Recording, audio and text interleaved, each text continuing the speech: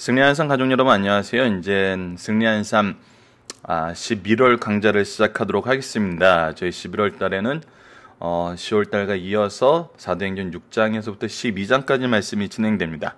저희 승리한 삶은 아시다시피 박열 목사님의 구속사로 조망한 사도행전 연속 강의 설교 1, 2, 3권을 통해서 구성이 되어 있고, 보시는 것처럼 저희들 이번에 1권에 해당되는 8장 말씀이 끝나고 8장까지의 말씀이 끝나고 2권에 있는 9장부터 시작되는 17장까지 있는 이 2권의 내용이 일부 들어갑니다.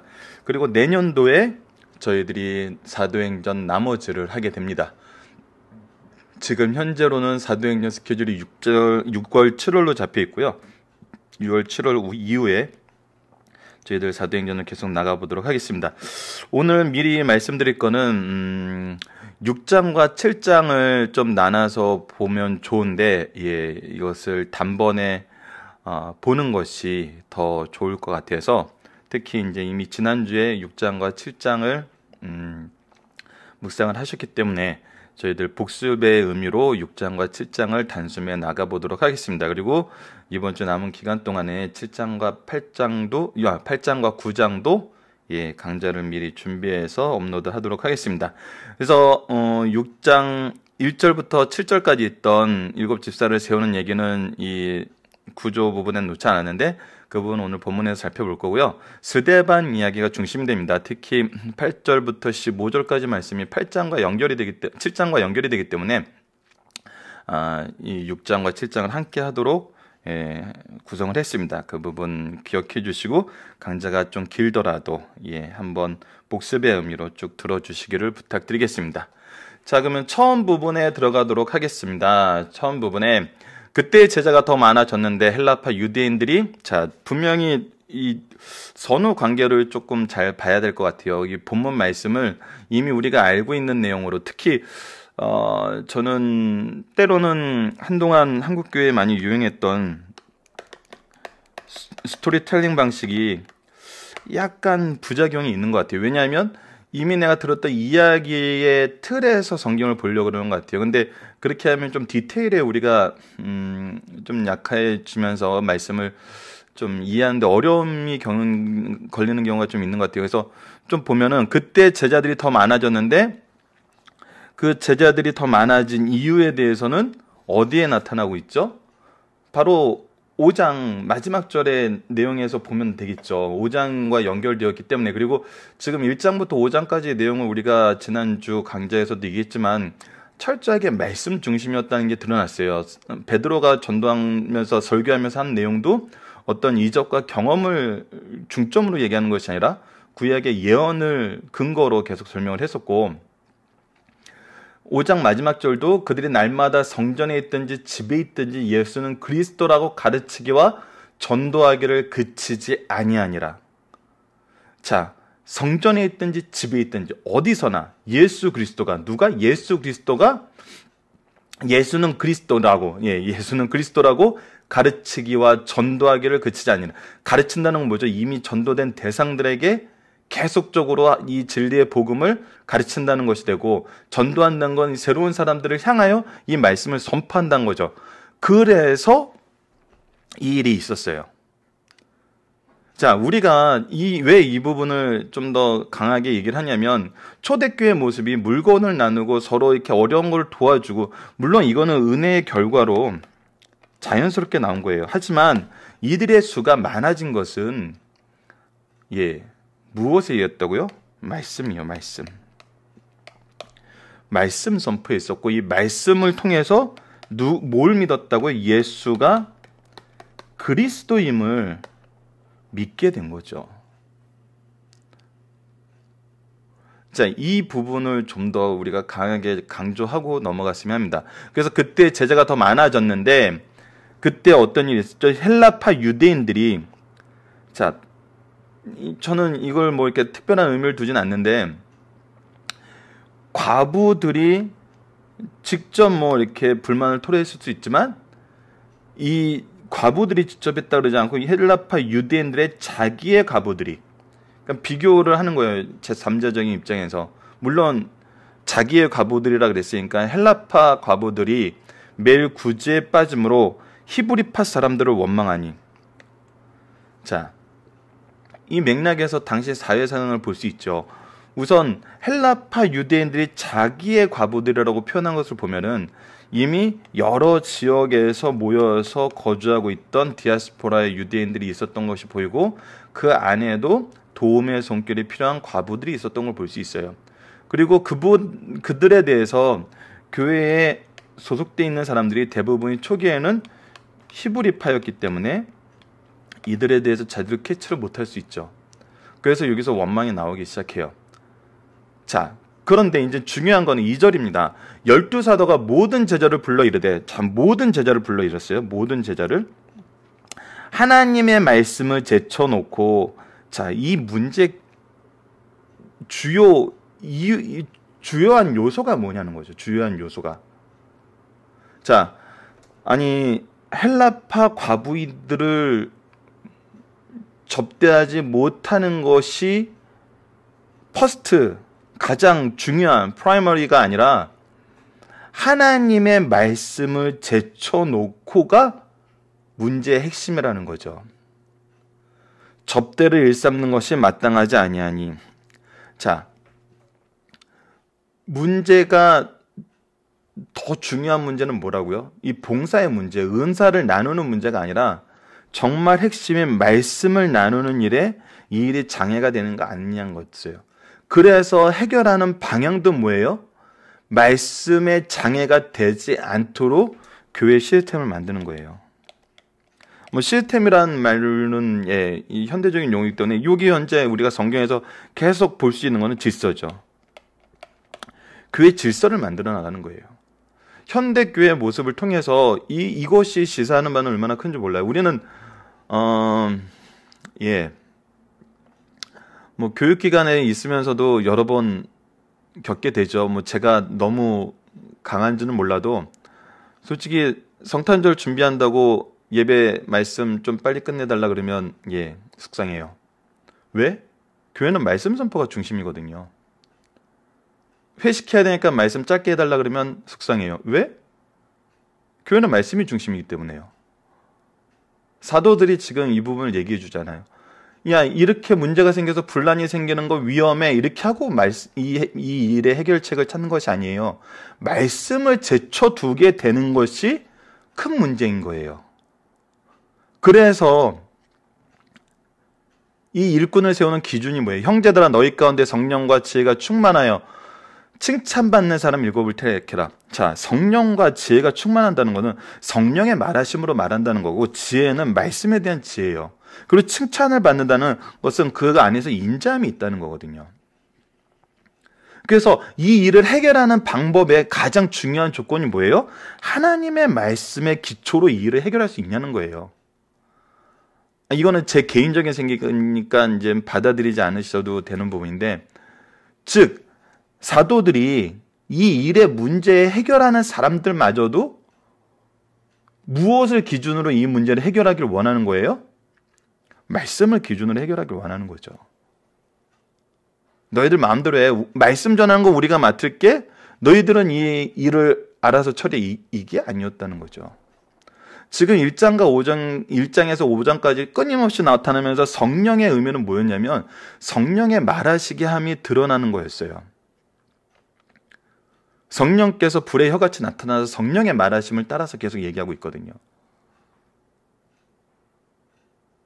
그러니까 성령의 말하심과 지혜, 말씀에 대한 지혜가 충만했을 때, 그리고 사람들에게 이것이 정말 은혜로서, 여러분들 교회 지도자가 우리 교회 자녀들이 철저하게 옳은 생활을 하고 지혜가 충만할 땐 칭찬을 받아요. 이건 상황적이니까 이것도 이제 너무 오버사이드 된 건데, 너무 이제 좀 멀리 나간 건데, 근데 우리 지도자가 지혜와 성령이 충만해도 굉장히 우리를 율법적으로 훈계하고 굉장히 스트리트해서 저 사람 곁에 있으면은 막 두려움이, 이런 사람이 칭찬받나요? 아니에요. 그러니까 이 사도들의 교회에서 처음에 보여주는 그 모습, 은혜로 충만하여 누구를 정죄하거나 심판하거나 이렇게 그런 것이 아니라, 죄를 지적하는 것이 아니라 은혜로서 하나님이 나에게 주신 은혜를 나누면서 그들에게도 이 은혜를 전해줄 수 있는 사람, 그런 사람들이 칭찬받는 사람들이죠. 그래서 사도들은 뭐 하겠다고요? 오로지 기도하는 일과 말씀 사역에 힘쓰겠다고요. 왜? 이것이 가장 중요하니까. 그리고 너희들도 이 기준으로 일을 할 수 있는 사람들을 뽑으란 거죠. 그래서 온 무리가 이 말을 기뻐하여 믿음과, 자, 믿음이에요. 누구에 대한 믿음입니까? 예수 그리스도에 대한 믿음이요. 성령이 충만한 사람. 스데반과 빌립과 브로고로와 니가노르와 디몬과 바바나와 유대교에 입교했던 안디옥 사람 니골라를 택하여 사도들 앞에 세우니, 자, 여기서 또 질서가 나타납니다. 기도하고 그들에게 안수해요. 이것이 교회의 질서예요. 이 질서는 현대 교육자를 세우는데도 계속 이어지고 있어요. 자, 그리고 나서 결과가 뭐였냐는 거예요. 아, 과부들이 행복해졌다? 이 결과 안 쓰잖아요. 보세요. 하나님의 말씀이 점점 왕성하여. 무엇이 왕성하여? 말씀이 왕성하여. 왜? 말씀을 리더로 뽑았으니까. 예루살렘에 있는 제자의 수가 더 심히 많아지고, 비로소 어떻게 된 건, 드디어 이 말이 나요. 허다한 제사장의 무리도 이도에 복종하니라. 자, 이 제사장의 무리가 이도에 복종했다는 것은 우리 이후에 스데반의 내용에서, 그리고 사도 바울까지 연결되는 이 유대교의 중심적인 내용에서 굉장히 시사하는 바가 큽니다. 그래서 이것을 연결해서 볼 수밖에 없었어요. 자, 제사장의 무리는 뭐죠? 유대교의 정통하고 유대교 생활에 굉장히 스트릿한 사람들이었어요. 근데 이들이 믿었다는 건 어떤 의미가 있는지, 자, 이제 스데반의 내용에서 이렇게 연결이 됩니다. 자, 오늘 대지가 한 7개가 됩니다. 이게 첫 번째 대지를 끝낸 건데, 벌써 10분이 넘었네요. 자, 우선 그래도 열심히 가보도록 하겠습니다. 그래서 첫 번째 부분은 성장이라고 소제목을 달아봤습니다. 5장 42절의 결과로 어떤 일이 발생하는지가 바로 이제 1절이에요. 사람이 많아지고 그 안에 오히려 소외되는 계층이 생겨요. 이거는 어느 교회나 그래요. 대형 교회가 되면은 커지면은 소외되는 데가 생겨요. 어느 정도 규모가 생기면 소외되는 데가 생겨요. 이때 누가 무슨 일로 원망하는 일이 생겼나요? 이 말씀을 근거로 정확하게 그 과부들이 했다는 내용이 없어요. 헬라파 유대인들이, 자기의 과부들이. 그래서 이것도 엄밀히 말하면은 돌봐주는 자들이 있었다는 거예요. 예, 사도들이 이 일의 해결점은 무엇이라고 말하고 있나요? 이 일의 해결점은 말씀에 있다는 거예요. 말씀에. 우리 교회가 말씀으로 바로 서느냐, 그리고 이 일을 해결하는 사람이 말씀 안에서 바로 서 있느냐, 이것이 중요한 거거든요. 교회의 문제를 해결해 무엇이 중심이 되어야 하나요? 당연히 말씀이 되어야 되죠. 해결책으로 사도들이 제시한 건 무엇이죠? 그래서 3절을 보면 성령과 지혜가 충만하면 칭찬받는 사람이에요. 이 세 가지가 굉장히 중요해요. 교회는 항상 이 세 가지가 기본적으로 있어야 돼요. 그러지 않으면 분란이 생기고 상처받는 사람들이 생겨요. 나의 능력으로 하는 게 아니거든요. 말씀의 능력으로 하는 거거든요. 그래서 말씀이 서지 않는 사람들을 교회 일꾼으로 세웠을 때는 때로는 교회가 외형적으로 좋아지는 듯 하나 나중엔 더 문제가 많아져요. 이거는 2000년 교회사에서 분명히 드러난 거예요.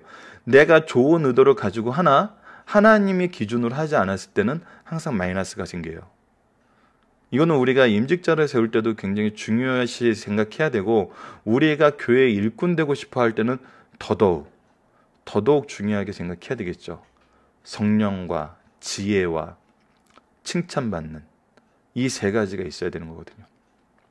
자, 이 인물들을 세운 목적은 무엇인가요? 3, 4절에 우리가 이 일을 맡기고 이 일의 해결책은 이들에게 맡기고 우리는 더 중요한 무엇에 힘쓰겠다? 기도한 일과 말씀 사역에 힘쓰겠다. 왜? 이것이 교회의 본질이기 때문에.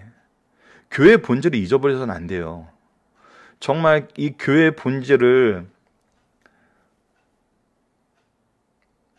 우리가 조절할 수 있다고 생각하는 것 자체가, 이거는 성령의 역사, 이런 얘기는 함부로 하면 안 되죠. 예. 하지만 사도행전 내용을 통해서 보면은 성령의 일하심과 성령의 말하게 하심이 어떤 질서 속에서 이루어졌는지를 봐야지 우리가 이 말씀에 이해할 수 있어요. 되게 재밌는 건 뭐냐면요. 이거는 경험적으로 얘기하시는 분들의 말씀이니까 경험적으로라는 것은 케이스 바이 케이스거든요. 그래서 이것이 맞을 수도 있고 안 맞을 수도 있어요. 하지만 그 경험 안에서 오는 지혜는 중요해요. 교회가 굉장히 특히 한국 교회가 프로그램 중심으로 운영이 되면서 프로그램을 잘하면 정말 성장을 해요. 예, 이것도 이제 그 부분에 이제 달란트가 있으신 분들이 하셨을 때 얘기지만, 예, 저처럼 그런 부분엔 전혀 달란트가 없는 사람들은 예, 안 돼요. 근데 결정적으로는 이제 문제가 생겼을 때 모습 같아요. 우리 모두 이미 뭐 자타가 알고 있는 거지만 교회에 문제가 생겼을 때는 대부분 어떤 식으로 해결이 되나요? 떠나죠, 한국 교회에서는. 그래서 수평이동이 계속 돼요. 그래서 떠나는 사람과 들어오는 사람의 비율이 들어오는 사람이 더 많으면 성장하는 거고 떠나는 사람이 더 많으면은 예, 축소되는 거죠. 이 프로그램 교회의 특징이에요. 예. 그런데 이 사도행전 말씀을 통해서 다시 한번 생각해 보게 되는 것은 무엇이냐면 말씀이 살아있을 때는 회복이 된다는 거예요. 문제가 생겼을 때. 근데 말씀이 있지 않으면은 예, 떠나야 되죠. 그러면은 어떤 방법이 우리에게 좋은 방법일까요? 교회가 어려운 일이 있을 때 말씀으로 돌아가는 게 좋은 방법일까요? 아니면은 더 많은 사람이 들어올 수 있도록 더 다양한 프로그램을 하는 게 교회의 본 모습일까요? 예, 사도행전에서 가르쳐 주는 거는 말씀이라는 거죠. 이렇게 해서 굉장히 안정적으로 그래도 많은 어려움을 극복한 교회에 대한 목사님들의 고백이 많이 있어요. 단순히 제가 들은 것뿐만 아니라 책을 통해서도 전달되는 분들이 많이 있어요. 그렇기 때문에 우리가 말씀이 중요하다는 거, 말씀이 정말 바로 세야 된다는 거, 특히 사도들의 이 설교를 통해서 말씀 외에는 강조된 게 없어요. 솔직히 예, 사도들이 뭐 헌금 많이 하라고 했나요? 예, 아직은 보이지가 않아요. 앞으로도 안 보일 것 같아요. 그리고 막 봉사를 해야 된다고 막 닥달했나요? 글쎄요. 그리스도의 도가 성령께서 일하게 하심이기 때문에 내가 일하는 것이 아니라 내가 그들을 일하게 만들 수 없는 것 같아요. 성령이 그들을 일하게 하시는 거거든요. 성령이 우리로 일하게 하시는 거거든요. 그래서 우리가 하는 일이 아니라 성령께서 하신 일이죠. 그래서 하나님께서 이 일을 하셨다고 고백할 수밖에 없는 게 우리들의 모습이잖아요. 우리는 이미 그걸 경험했었고 그렇기 때문에 복음밖에 없는 것 같아요. 예, 예수 그리스도의 은혜밖에 없는 거죠. 오직 은혜, 오직 말씀, 오직 믿음이 여기서 이제 또 드러나게 되는 겁니다. 자, 이제 넘어가도록 하겠습니다. 앞에서 이미 설명이 됐기 때문에 예, 부지런히 가야죠. 자, 이제 드디어 스데반의 얘기가 나옵니다. 스데반이 은혜와 권능이 충만하여, 자, 이거는 참 놀라운 일인 것 같아요. 사도들에게 교회 질서를 위해서 5장에서 보면 분명히 사도들을 통해서 이 권능과 기사가 드러나거든요. 근데 안수를 받은 후에 이 7 집사들의 특히 이제 스데반의 내용에서는 우리가 이제 스데반 내용을 지금 보고 있으니까 은혜와 권능이 충만하여 기사의 표적이 민간에게 행하게 돼요. 자, 이것이 하나님의 질서인 것 같아요. 하나님께서 세우신 사람들을 통해서 하나님께서 일하시길 원해요. 그런데 이 질서를 위반하지 않아요. 말씀 안에서도 스데반이 이전에 이미 기사와 표적을 행했다는 말이 나오지 않거든요. 그리고 구절을 이제 좀 여러분들이 좀 주의 있게 봐주셔야 되는 게 이른바 자유민들 즉 구레네인, 알렉산드린, 길리아인, 아시아에서 온 사람들이 회당에서 어떤 사람들과 일어나서 이것이 이제 개역 한글 우리 옛날 판에서는 예 조금 잘못 번역이 되었던 것 같아요. 그래서 구절을 보면 리버다노 구레네인 그래서 리버단어 구레네인이니까 리버단은 이것이 이제 자유민이라는 뜻이거든요. 자유민인 구레인 그리고 나서 이렇게 쉼표를 찍어버리니까 예 알렉산드레인 그래서 자유민이 된 구레네 사람들과 알렉산드리아인이 이렇게 좀 동떨어진 것 같은데 예 원어 해석을 이번에는 좀 맞춰서 한 것 같아요. 그래서 이른바 자유민들, 그러니까 자유민이라고 불리우는 사람들이 있는데 그들이 어디서들 왔냐면 어디서 이렇게 흩어져 살고 있었냐면 구레네인, 알렉산드레인, 길리가와 아시아에서 온 사람들의 회당에서 어떤 자들이 일어나 스데반과 더불어 논쟁할세. 그래서 이 자유민이라고 불리웠던 이 그룹의 사람들이 전 세계에 흩어져 있던 디아스포라에서 와서 스데반과 더불어 논쟁하고 있는 거거든요. 이때 이제 이들을 위해 이 사람들을 위해서 지은 회당이었기 때문에 이때 이제 사도 바울도 이곳에 있었던 것을 보는 거죠. 그리고 7장에서 이제 바울이 등장을 하니까 자 스데반이 지혜와 성령으로 말함을 그들이 능히 당하지 못하니라. 자 여기에 분명히 드러나요. 지혜와 성령으로 말하고 있어요. 성경에 대한 지혜와 성령의 말하심으로 말하기 때문에 그들이 당하지 못해요. 경험으로 얘기한 게 아니에요. 경험으로. 그래서 교회의 모습에 우리 교회의 모습이 지금 얼마나 좋아지고 있느냐 현상으로 얘기하지 않아요. 철저하게 말씀 중심으로 얘기하고 성령의 말하심을 따라서 얘기해요. 그래서 그들이 능히 당하지 못해요. 왜? 그들이 알고 있는 말씀과 동일하거든요. 그래서 이제 여기서 재밌는 일이 나왔다. 그래서 사람들을 매수해야 말하다. 이 사람이 뭘 한다고요? 모세와 하나님을 모독하는 말을 하는 것을 우리가 들었노라 하고. 자, 이거는 뭐냐면 유대교에서 중요하게 생각하는 거예요. 유대교에서 가장 중요하게 생각하는 건 하나님의 말씀인 토라와 하나님의 유일성이에요. 유일하신 하나님. 근데 제가 왜 아까 7절 말씀을 보자 그랬냐면 제사장의 허다한 무리가 돌아왔어요. 근데 이 제사장들이 어떤 사람들이에요? 바로 유대교라는 거든요. 근데 이들이 알아요. 모세 율법도 하고 하나님에 대해서 알아요. 유일신 상상도 알아요. 근데 이들이 믿을 수 있던 이유는 뭘까요? 이것을 우리가 알아야 되거든요. 그리고 이들이 모함하는 것이 당시 이 사람들이 거짓으로 모함을 하지만 이것이 어떻게 해요? 먹혀요. 먹힌다는 것은 이 주장이 받아들여진다는 거예요. 거짓 주장임에도 불구하고. 자, 그래서 스데반은 이거에 대해서 설교를 해요. 그래서 스데반의 설교의 내용을 이 말씀 안에서 그 포인트를 잡지 못하면 이 스데반의 설교의 내용도 우리가 또 우리 자의적으로 해석하게 돼요. 그러면 안 돼요. 그러면은 유대인들과 똑같은 예수님이 모세와 하나님을 모독했다는, 그리고 예수님을 믿는 모든 사람들은 모세와 하나님을 모독하는 사람이라는 이런 신앙에 빠질 수 있거든요.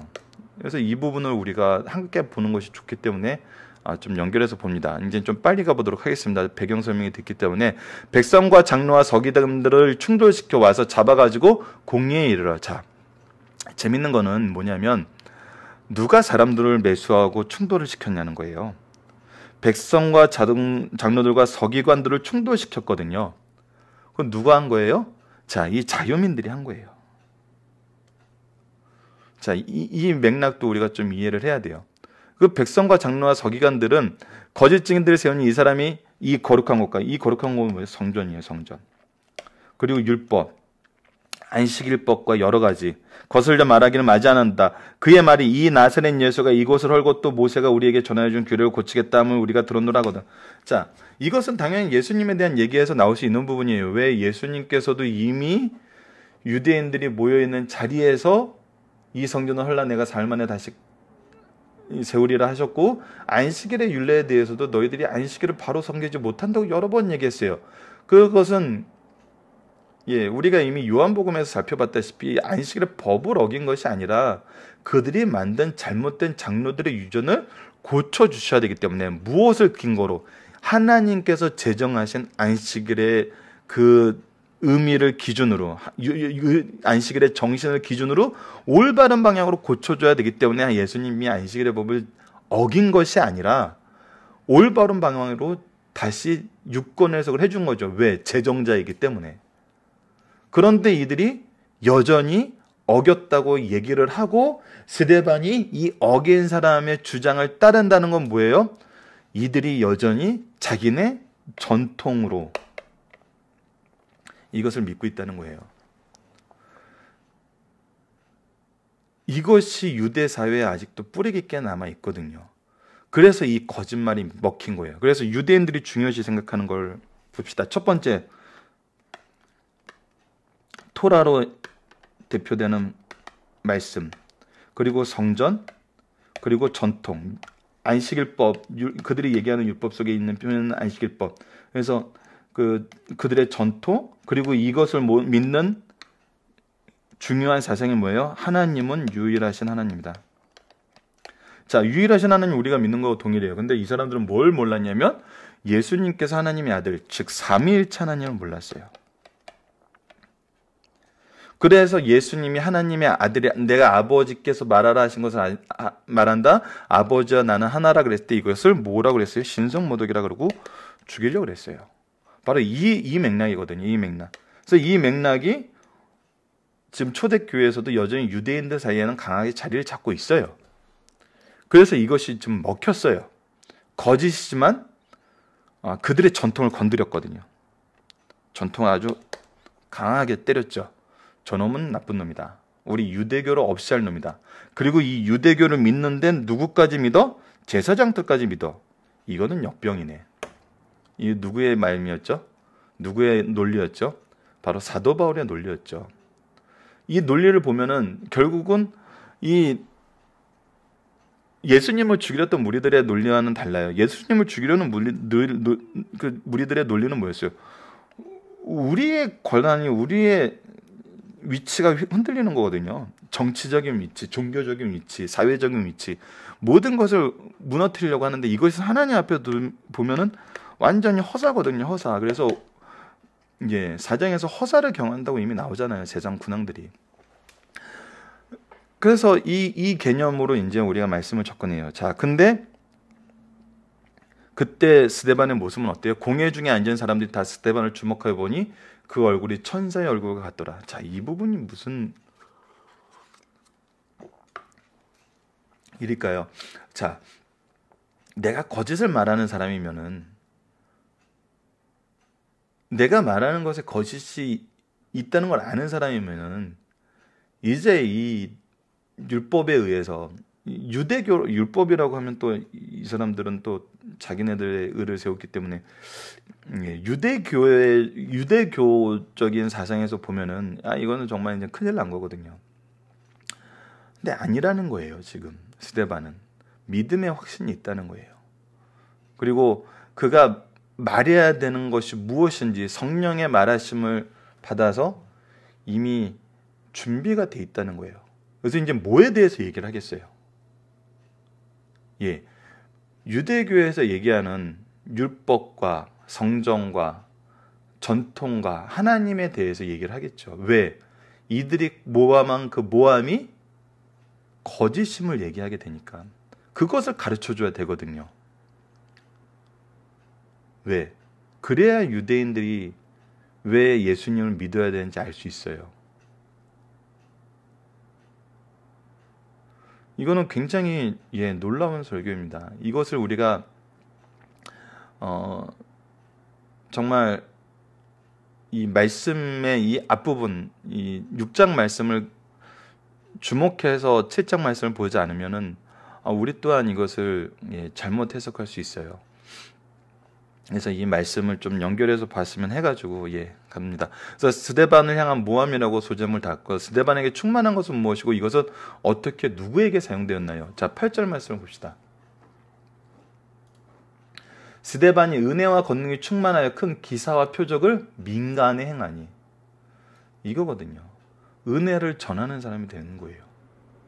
은혜와 권능이 충만하였을 때 성령께서 그를 통해서 기사와 표적을 보이셨는데, 이것은 앞에서 말했던 것처럼 안수를 받고 정말 이제 일꾼으로 세움을 받은 이후에 보여주는 모습이거든요.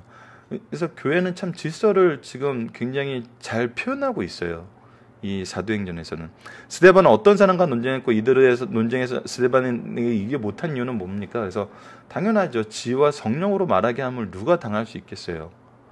하나님이 제정하신 말씀으로 그 말씀을 선언하고 있는데 스데반을 이기지 못한 이들이 한 일은 무엇인가요?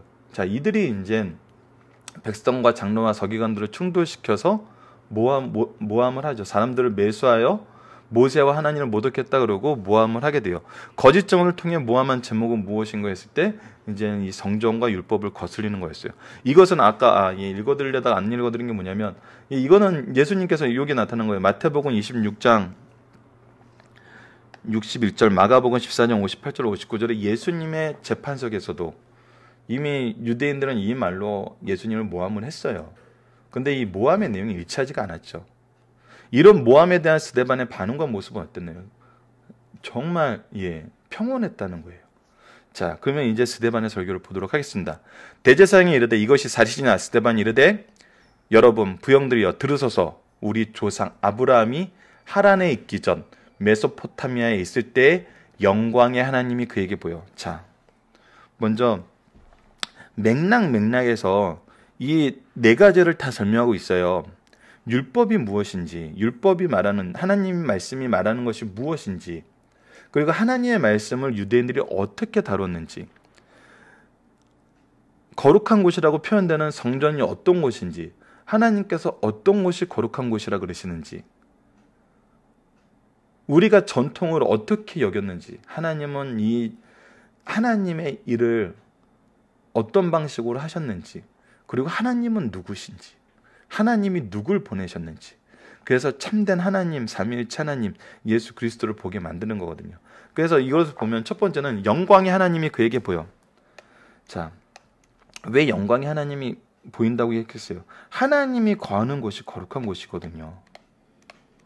그래서 이들에게 지금 얘기하는 거는 너희들이 지금 성전을 지어놓고 이 성전은 무슨 성전이에요? 헤롯 성전이에요.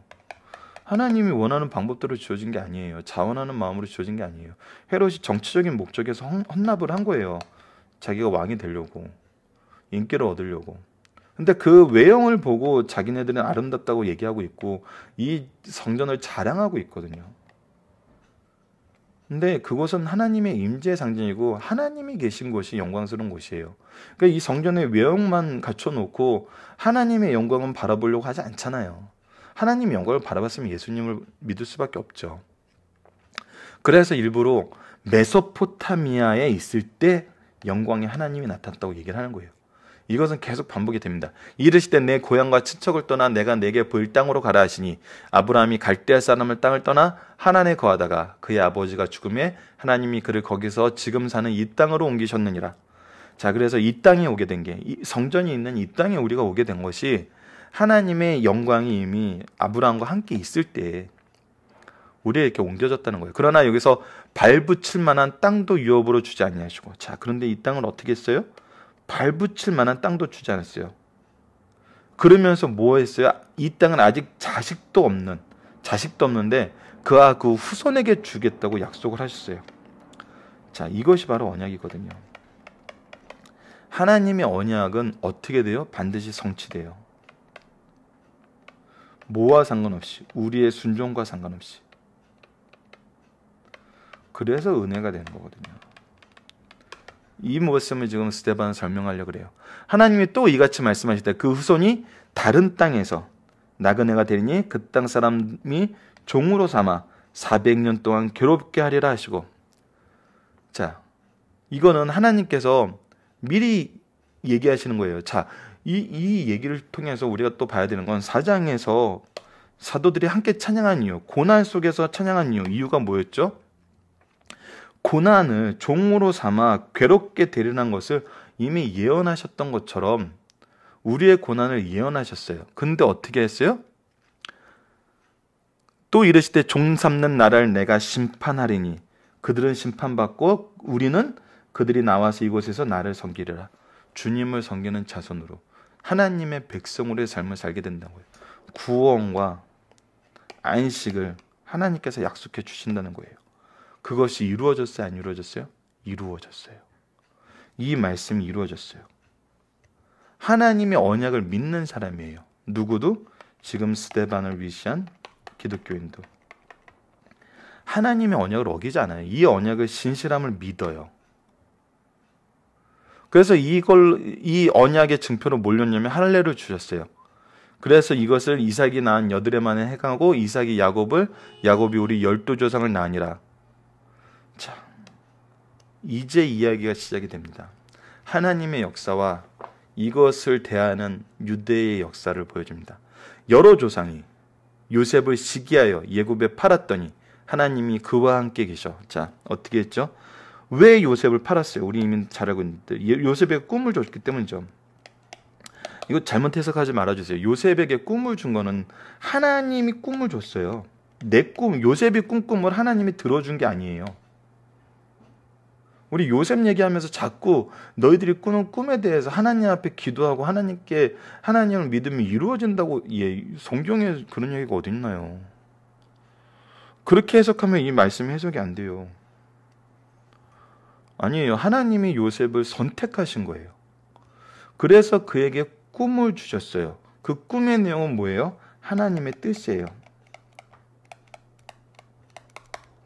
하나님의 뜻이에요. 근데 여러 조상들, 요셉의 형들은 어떻게 했죠? 시기하여 팔았어요.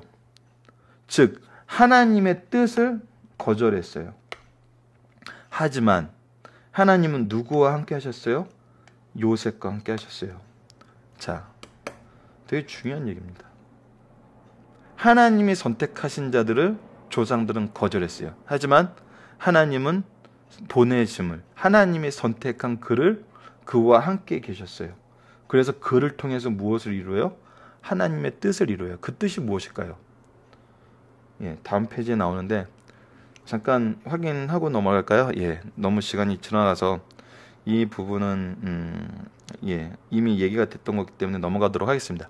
그냥 말씀 위주로 쭉 나가보도록 할게요. 시간이 너무 많이 흘렀습니다. 벌써 40분으로 가고 있기 때문에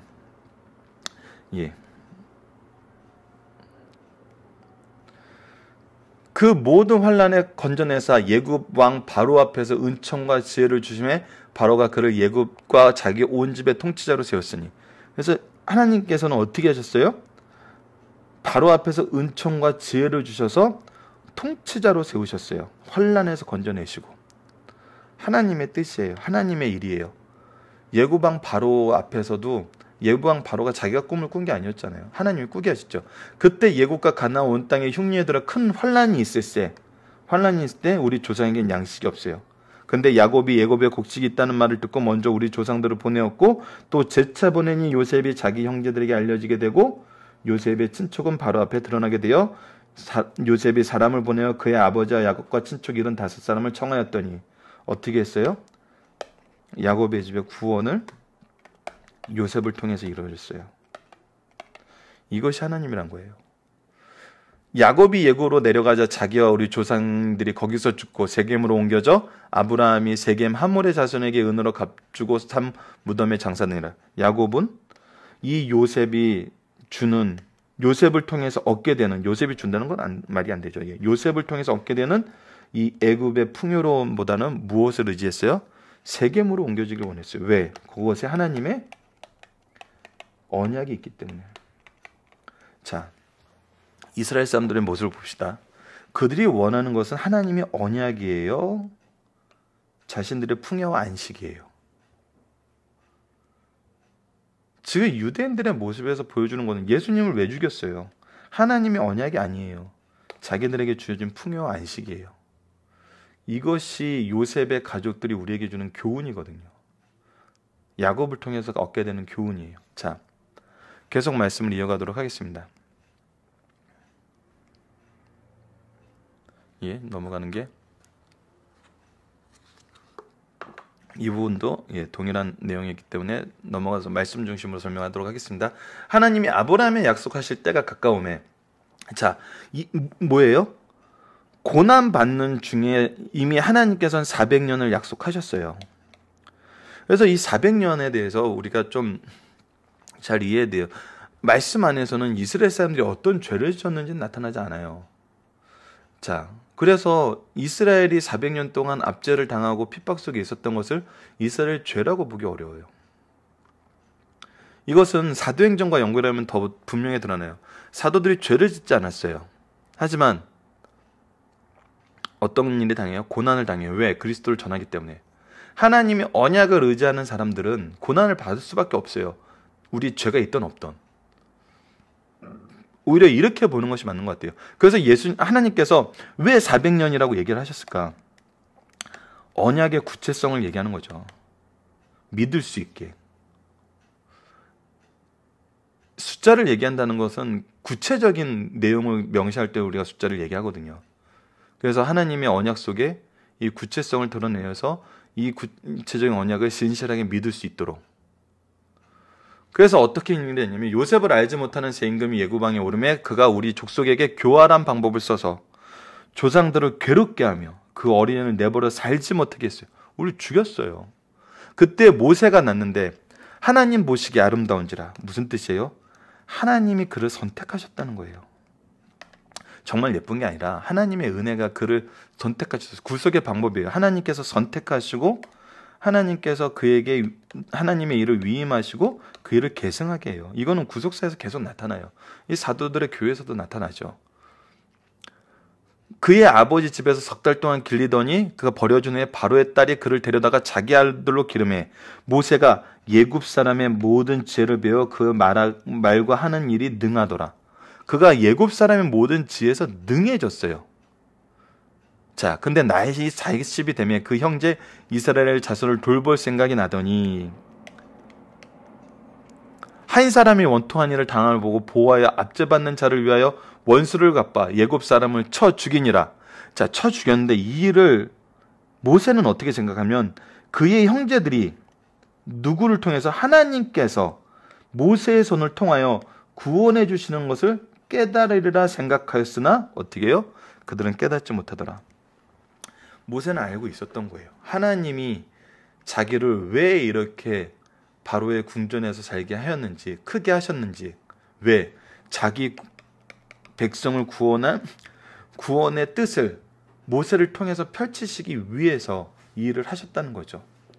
그런데 자기를 통해서 이 일을 하는 것을 백성들도 깨닫길 원했는데 어떻게 됐다고요? 이튿날 이스라엘 사람들끼리 싸울 때 모세가 와서 화해시키려 하려 이르되 너희는 형제인데 어찌하여 서로 해치느냐 했더니 그 동물을 해치는 사람이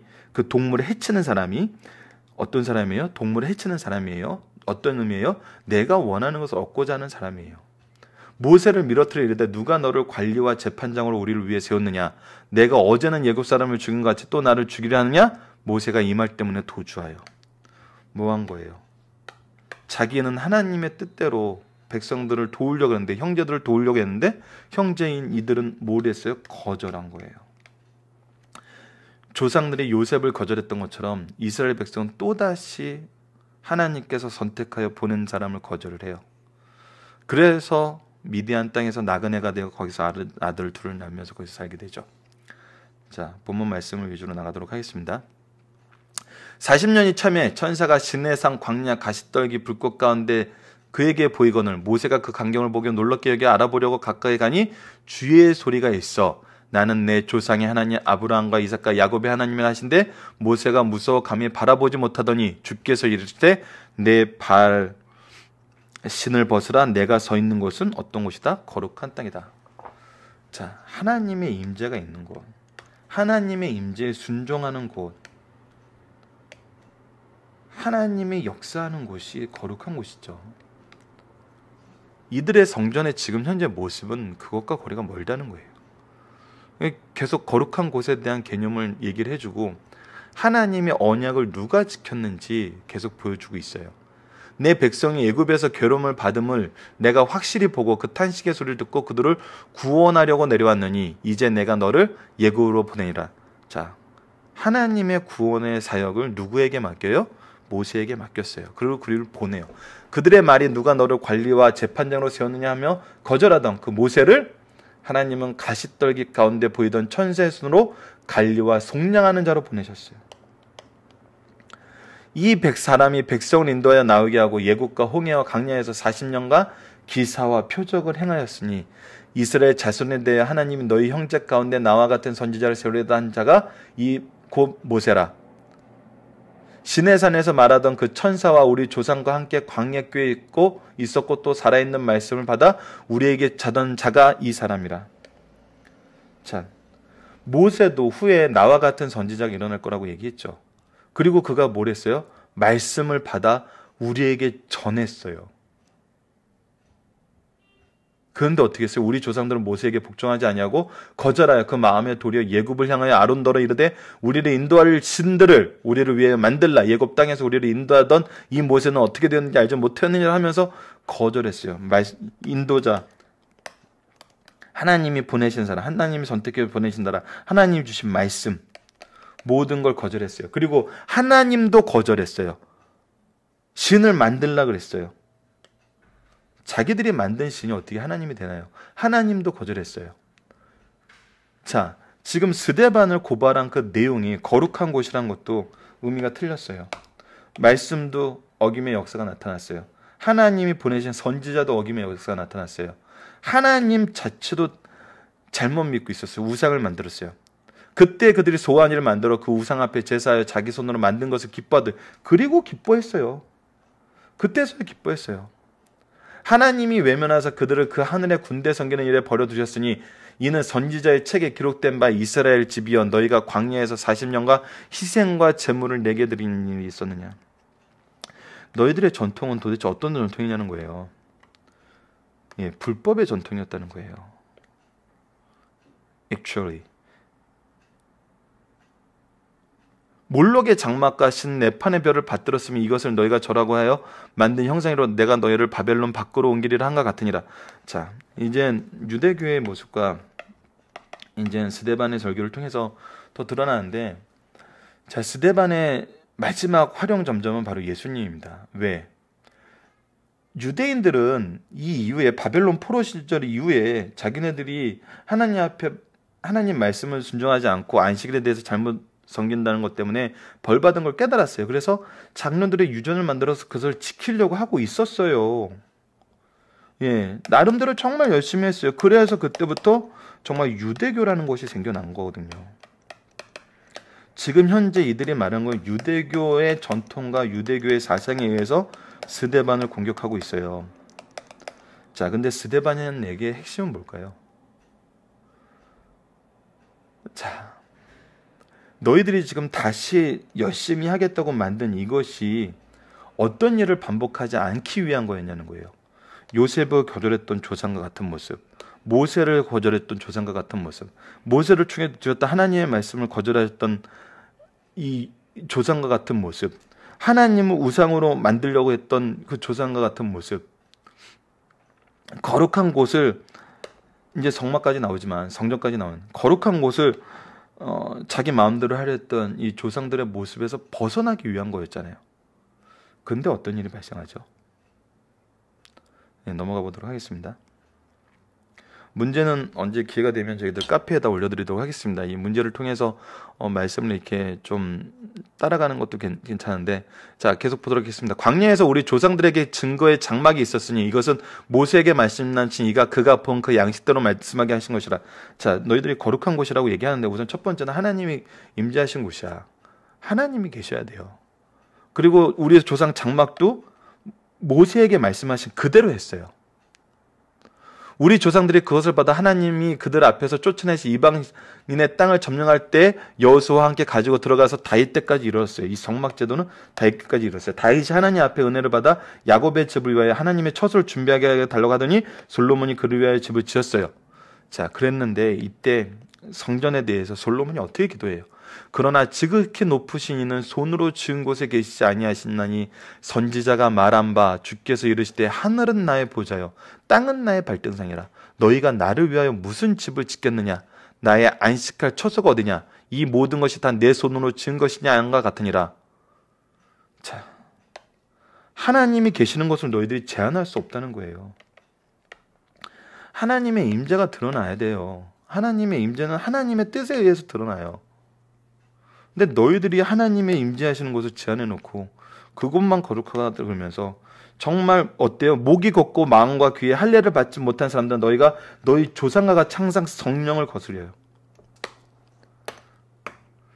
자, 너희 조상 중에 선지자들 중에 누구를 박해하지 아니하였느냐? 의인이 오시리라고 예고한 자들을 그들이 죽였고 이제 너희는 그 의인을 잡아준 자여 살인한 자가 되나니 너희는 천사가 전한 율법을 거도 지키지 아니하였도다. 자, 아까 얘기의 연장입니다. 자, 봅시다.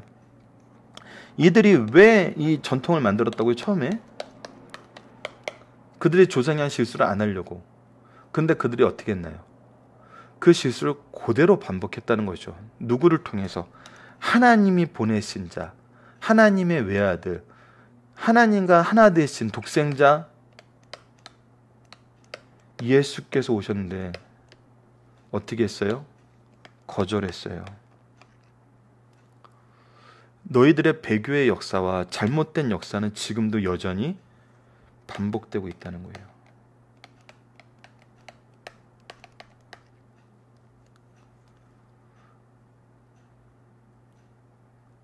너희들이 나를 모함한 이 죄를 누가 짓고 있다?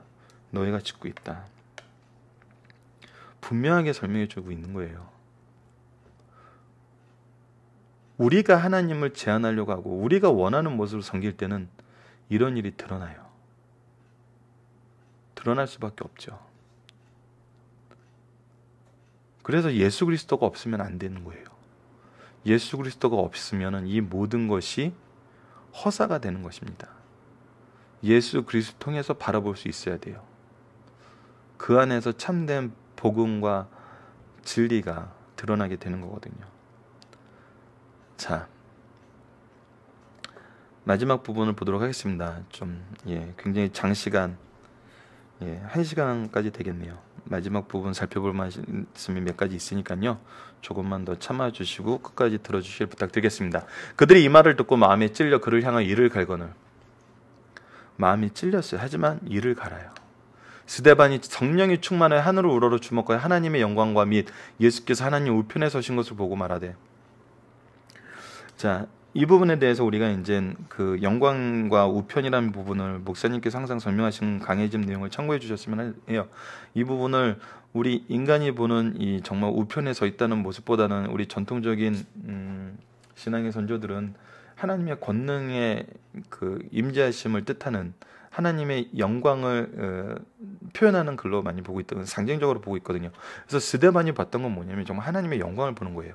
예수 그리스도의 임재하심을 정말 다스리심을 보는 거거든요. 그래서 이제 누가 스데반을 봐주고 있어요? 하나님이 봐주고 있어요. 말하되 보라 하늘이 열리고 인자가 하나님 우편에 서신 것을 보노라 한데 큰 소리를 지르며 귀를 막고 일제히 그에게 달려들어. 인정할 수가 없는 거예요. 무엇을? 그들의 유대교가 하나님 앞에 배역함을. 성 밖으로 내치고 돌을 칠세 증인들이 옷을 벗어 사울이라 하는 청년 발 앞에 두니라. 이때 이제 사울이 있는 것으로 보이죠. 자, 여기서 이제 마지막으로 중요한 내용을 좀 정리를 하도록 하겠습니다.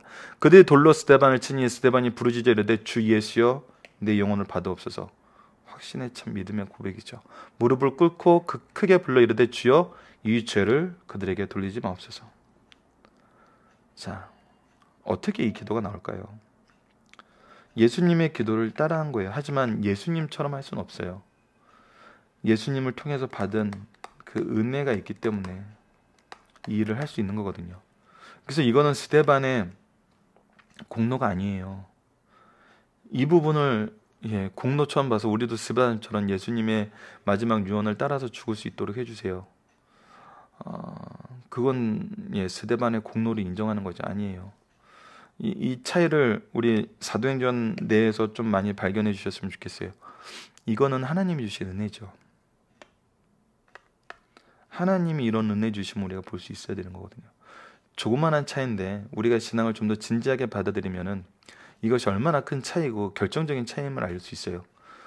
공로로 보면 유대인들처럼 오히려 죽이는 자가 될 수 있어요. 자, 왜 사울은 그가 죽임을 당함을 어떻게 여겼다? 마땅히 여기더라. 왜 사도 바울은 그가 죽임을 당함을 마땅히 여겼을까요? 신학자들의 연구를 좀 소개를 해드릴게요. 자, 아까도 스데반을 모함한 것은 무엇을 기준으로 모함한 거라고요? 유대주의 전통적인 교리에 따라서 스데반을 고발한 거예요. 그래서 모함이지만 그것이 먹혔어요. 그리고 대다수의 사람들은 그것이 참이라고 지금 생각하고 죽인 거예요. 물론 그 마음속에 그들은 자기의 의를 세웠지만 겉으로 포장된 것은 하나님의 의를 세웠다고 보는 거거든요. 왜? 유대교를 인정하지 않으니까. 그래서 유대교라고 표현한 것도 솔직히 저는 좀 조심스럽습니다. 이걸 종교전쟁으로 볼 수 있기 때문에 이거는 자기 의예요. 유대교라는 표현도 앞으로는 좀 자제하는 게 좋을 것 같네요. 그들의 전통으로 세우는 그들의 의죠. 그 의를 세우려고 그 의에 반대된다고 스데반을 죽인 거죠. 자, 사도 바울 마지막 부분, 사도 바울은 이 일에 대해 어떻게 생각하나요? 합당하게 여겼어요. 자, 그 이유는 무엇일까요? 자, 다음 말씀을 한번 보도록 하겠습니다. 사도 바울이 예수 그리스도에 대해서 고백한 내용입니다. 갈라디아서 3장 13절. 그리스도께서 우리를 위하여, 누구를 위하여? 우리를 위하여 무엇을 받았어요? 저주를 받았어요. 이게 저주받은 것은 분명한 거예요. 우리를 위해서 저주받은 것이라는 거예요. 율법의 저주에서, 그래서 어떻게 했어요? 율법의 저주에서 우리를 속량하셨어요. 그 증거가 뭐예요? 기록된 바 나무에 달린 자마다 저주 아래에 있는 자니라 하였어요. 그래서 예수 그리스도께서는 대속의 죽으심을 죽으셨지만 그 죽음은 저주받은 죽음이에요. 우리를 대신하여 받은 저주가 달랐어요. 하지만 사도 바울이 다메섹에서 예수님을 만나기 전에는 어떤 신앙이 있었냐면 신명기 이 말씀 자체가 신명기 21장 23절을 인용한 거예요. 그 시체를 나무 위에 밤새도록 두지 말고 그날에 장사하여 내 하나님 여호와께 내게 기업으로 주신 땅을 더럽히지 말라. 나무에 달린 자는 어떤 자라고요? 하나님께 저주를 받은 자라는 거예요. 자, 예수 그리스도가 공생의 기간에 보여준 내용은 여러 가지가 있어요. 하지만 이 유대 율법주의 전통의 틀에서 봤을 때는 정말 예수님이 죄인인 거예요. 안식일도 어기고 성전도 모독했고 계명도 3계명 준다 그러고 하나님과 나는 하나라 그러면서 신성모독도 했고, 하지만 예수님께서 행하신 행적은 분명히 선지자의 예언과 같았어요. 모세를 통해서, 이사야를 통해서, 사무엘 이하 모든 선지자를 통해서 누구를 예언해요? 예수님을 예언해요. 근데 결정적으로 어떤 일이 생겼어요?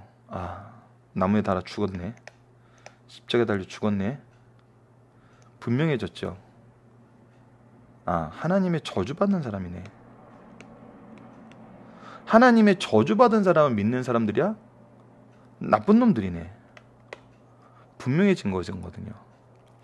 그래서 사도 바울은 이 말씀을 근거로 나름대로, 자기 나름대로 굉장히 지혜로운 분이었기 때문에 그리스도인들을 핍박할 제목이 분명히 있었죠. 그래서 이 은혜가 들어가기 전에 우리의 죄는 우리의 공로로 나타나요. 유대인들은 그렇게 생각할 수 있었어요. 스데반의 얘기를 들은 사도 바울이, 이거는 이제 제 생각이고 이거는 뭐 너무 멀리 나간 겁니다. 하지만 어떻게 해석했었을까라는 생각을 했을 때 요셉을 거절하고 모세를 거절하고 이런 유대 백성들이 주가 되는 것이 아니라 우리는 요셉과 모세 같은 사람이다라는 생각을 가졌을 수도 있죠. 당시 유대인들은. 그래서 하나님을 보내신 자를 거역하는 백성으로서 사는 것이 아니라 우리가 보내심을 받은 자들의 후손임을, 그들의 가르침을 계승하는 삶을 자랑할 수도 있었겠죠. 하지만 스데반의 설교에서는 분명히 드러나요. 야곱의 후손 중에서 서로 반목을 하는 거거든요. 하나님이 보내신 자를. 어쨌거나 자기 주장을 끊을 만큼 스데반의 설교는 충분하지 않았을 수 있어요. 왜죠? 이거는 또 사도행전 사상하고 연결이 돼요. 말씀을 하게 하는 것도 성령의 은혜지만 받게 하는 것도 성령의 은혜예요. 이때 이 말씀을 받아들일 수 없죠. 하지만 하나님께서는 사도 바울이 이 말씀을 받아들일 수 있게 어떤 일을 행하시죠? 사도행전 9장에 우리가 너무나 잘 알고 있는 다메섹 도상에서 나타나시죠. 사울이 길을 가다가 다메섹에 가까이 이르더니 호련히 하늘로부터 빛이 그를 둘러 비추는지라. 땅이 엎드러져 들음에 소리가 있어 이르시되 사울아 사울아 내가 어찌하여 나를 박해하느냐 하시거늘. 자, 하나님의 영광이 사울 앞에 드러났어요. 주라고 고백할 수밖에 없어요. 대답하되 주여 누구시니까? 이르시되 나는 내가 박해하는 예수라. 하나님의 저주를 받고 죽은 자가 하나님이 돼서 나타나셨어요. 그리고 그에게 명령하셨어요. 순종하게 됩니다. 드디어 말씀을 듣는 귀가 생기고 성령의 말하심을 따라서 말하게 되는 사도 바울의 역사가 일어나는 걸 보죠. 그래서 이거는 철저하게 은혜예요. 예, 사도 바울이 받은 은혜를 보세요. 스데반의 설교, 예, 너무 놀라운 설교고 이 말씀을 듣고 깨닫지 못할 이유가 없었습니다. 하지만 성령의 듣게 하심을 따라서 듣지 않으면 들을 수 없다는 것이 사도 바울을 통해서도 드러나는 것 같아요. 그래서 우리가 은혜를 자랑할 수 없어요. 은혜 외에 우리는 어떤 공적도 없어요. 자, 그래서 사도 바울이 얘기합니다. 로마서 10장 2절로 3절에서 내가 증언하노니 그들이 하나님께 열심히 있으나 올바른 지식을 따른 것이 아니니라.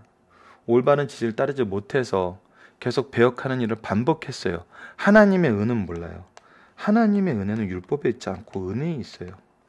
은혜를 계속 선포하고 있는데 자기네들이 지키지 못하는 율법 때문에 자기 지식을 따라서 자기 의를 만들어 버렸어요. 그래서 하나님의 의에는 복종하지 않는 삶의 상태로 가버렸던 거예요. 그러니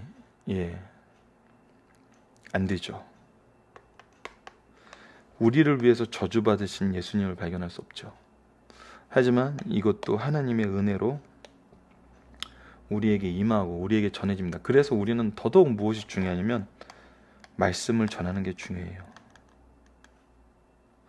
오직 말씀이에요. 오직 말씀. 오직 성경 말씀일 뿐입니다. 이 부분을 기억해 주시고 또 앞으로 이어질 8장과 10장에서도 우리 신앙의 본질이 무엇인지 또 우리가 전해야 되는 내용이 무엇인지 전하기 위해서 우리가 수고하고 하나님의 방법이 무엇인지 우리의 방법을 찾는 것이 아니라 하나님의 방법이 무엇인지 더 깊이 깨닫는 승리한상 가족 여러분들 되었으면 합니다. 장시간 감사드립니다.